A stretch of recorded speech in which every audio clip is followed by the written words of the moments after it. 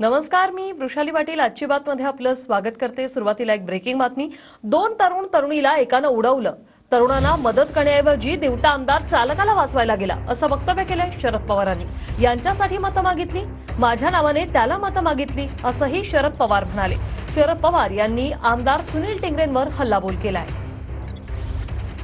स्कूटरवर 2 तरुण मुलगा आणि मुलगी जात असताना त्यांना उडवलं काय, जागच्या जागेवर त्यांची हत्या काय होते, उद्ध्वस्त होता।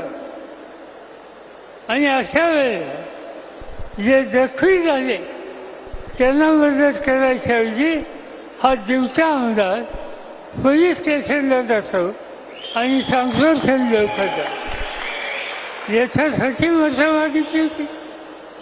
मतं मागितली ती राष्ट्रवादीच्या नावाने मागितली, मतं मागितली शरद पवारच्या नावाने या ठिकाणी मतं मागितली आणि लोकांनी श्रद्धेने मतदान केलं। त्या श्रद्धेसाठी उत्तरदायित्व तुम्ही या पद्धतीने अशा लोकांच्या फाशीची तुम्ही वेळ असा हा आमदार दमदार आमदार म्हणायचा, शरम वाचली पाहिजे। लोकांचा प्रतिनिधी, सामान्य माणसाचं जीवन उद्ध्वस्त करणारे जे कुणी असतील त्यांच्या मदतीला जातो असेल तर अशा लोकांच्या संबंधी काय निकाल घ्यायचा हे बघितलं पाहिजे।